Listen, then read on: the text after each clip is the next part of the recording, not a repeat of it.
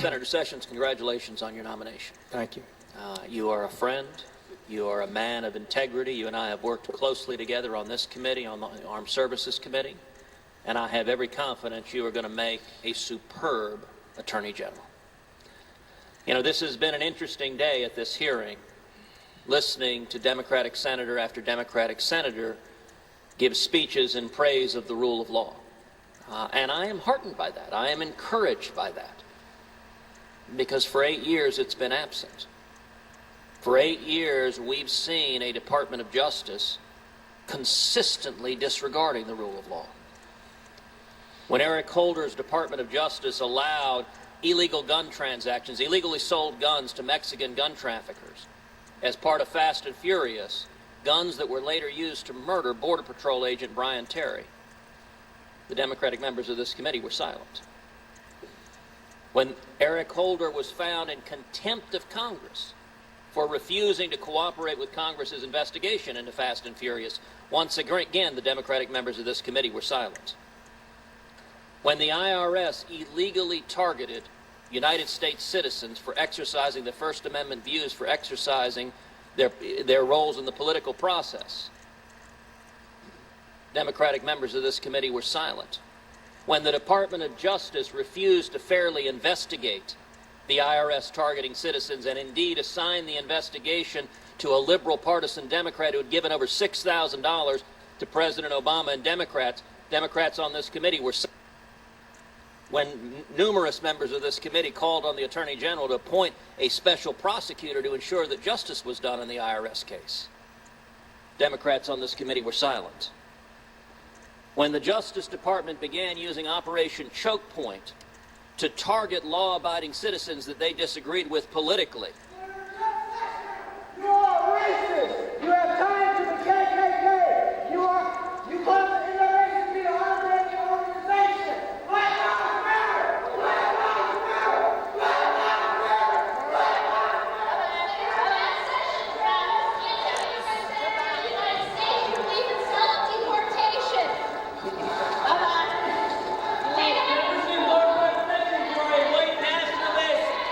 Black Lives Matter! Senator Sessions does not respect the rights of African Americans, Muslims, or immigrants. Senator, do your job. Senator, do your job. Senator Sessions is a racist. You know, free speech is a wonderful thing. When the Department of Justice used Operation Choke Point to target legal businesses because they disagreed politically with those businesses, the Democrats on this committee were silent. When the Obama Justice Department sent millions of dollars of taxpayer monies to sanctuary cities that were defying federal immigration law, the Democrats on this committee were silent. When the Obama administration refused to enforce federal immigration laws and unilaterally rewrote those laws, the Democrats on this committee were silent. When the Obama administration released tens of thousands of criminal illegal aliens, including rapists and murderers, into the general population, Democrats on this committee were silent. When the Department of Justice signed off on the Obama administration paying a nearly $2 billion ransom to Iran, contrary to federal law, the Democrats on this committee were silent. When the Obama administration ignored and rewrote provision after provision of Obamacare, contrary to the text of the law, the Democrats on this committee were silent. When the Obama administration signed off on illegal recess appointments that the Supreme Court had to strike down unanimously, the Democrats on this committee were silent. And when the Obama administration released 5 Guantanamo terrorists without the required notification of Congress, the Democrats on this committee were silent. That pattern has been dismaying for 8 years, but I take today as a moment of celebration. If once again this committee has a bipartisan commitment to rule of law, to following the law, that is a wonderful thing, and it is consistent with the tradition of this committee going back centuries. Now, if we were to play a game of tit for tat, if what was good for the goose were good for the gander, then a Republican Attorney General should be equally partisan, should disregard the law, should advance political preferences favored by the Republican Party. Senator Sessions, do you believe that would be appropriate for an Attorney General to do? No, I do not. I believe you. And I think we do have to be aware that when something like this is done, and some of the things I'm familiar with enough to agree with you that I thought were improper, I do believe it has a corrosive effect on public confidence in the constitutional republic of which we are sworn to uphold.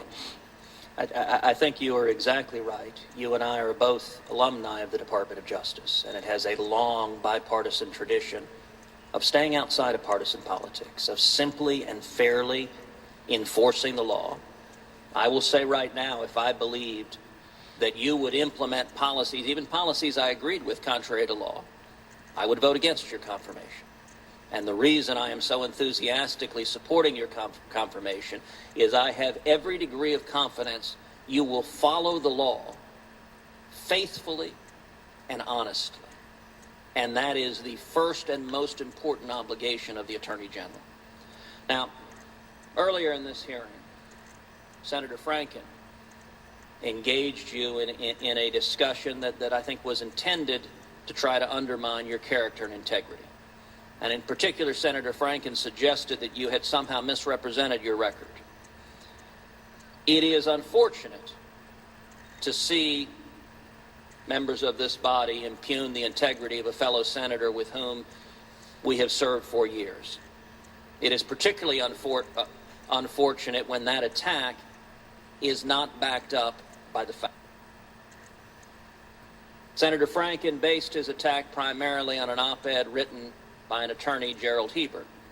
There is an irony in relying on Mr. Hebert because, as you well know, in 1986, during your confirmation hearing, Mr. Hebert testified then and attacked you then, making false charges against you. And indeed, I would note in the 1986 hearing, 2 days later, Mr. Hebert was forced to recant his testimony, to say that he had given false testimony to this committee, and indeed to say, quote, "I apologize for any inconvenience caused Mr. Sessions or this committee by my prior testimony."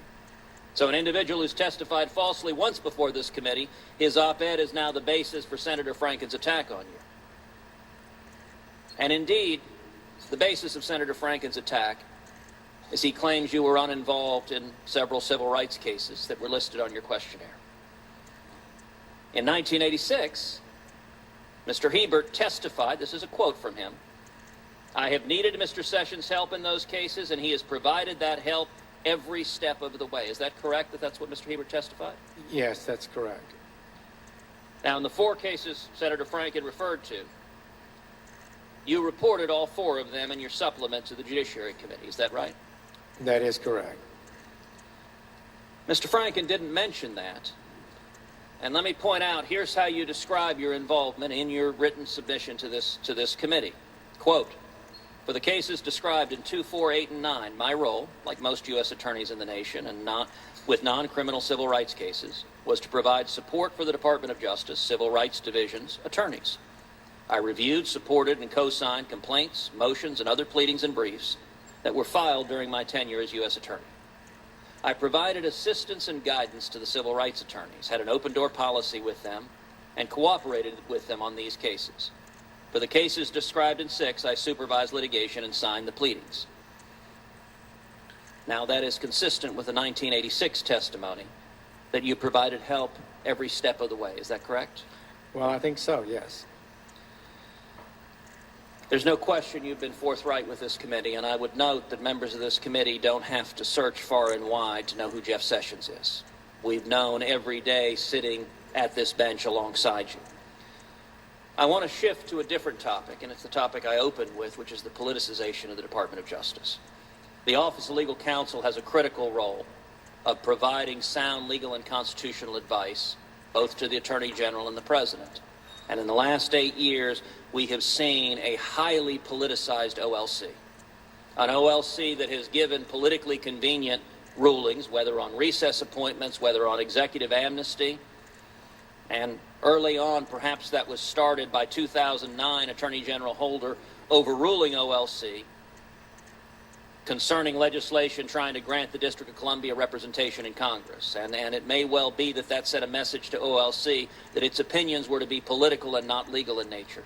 Tell me, Senator Sessions, what will you do as Attorney General to restore professionalism and fidelity to law to the Office of Legal Counsel? Senator Cruz, I think any short-term political agenda gains that come from the abuse of the lawmaking processes and requirements of the Department of Justice just don't make sense. It will always, in the long run, be more damaging than the short-term gain that one might have. The Office of Legal Counsel, all of us who served in the department know, is a big-time position. You need a mature, smart, experienced person who understands this government, who understands the laws, and is principled and consistent in their application of the laws. That will help the president, it will help the Congress, and it will help the American people. I do believe we need to work hard to have that, and I will do my best to ensure we do have it. One final question. In the last 8 years, the Department of Justice's Solicitor General's office has also, I believe, been unfortunately politicized, and it's sustained an unprecedented number of unanimous losses before the United States Supreme Court. Indeed, President Obama's Justice Department won less than half of its total cases before the Supreme Court, which is the lowest presidential win rate since Harry Truman. The average historically for the last 50 years has been about 70%. Numerous of those cases were unanimous, with indeed both Obama Supreme Court appointees voting against the lawless positions of this Justice Department, including their assertion that the government has the authority to supervise and direct the appointment and the clergy in the church. What will you do as Attorney General to ensure the integrity of the Office of Solicitor General, that it is faithful to the law and not advancing extreme political positions like the Obama Justice Department did that have been rejected over and over again by the Supreme Court? I think the problem there is a desire to achieve a result sometimes that overrides the commitment to the law. In the long run, this country will be stronger if we adhere to the law, even though somebody might be frustrated in the short term of not achieving an agenda. The Solicitor General should not advocate to alter the meaning of words to advance an agenda. That is an abuse of office, and I would try to seek to have a Solicitor General who is faithful to the Constitution, serves under the Constitution, does not feel it has the power to rise above it and make it say what it wants it to say. Thank you, Senator Sessions.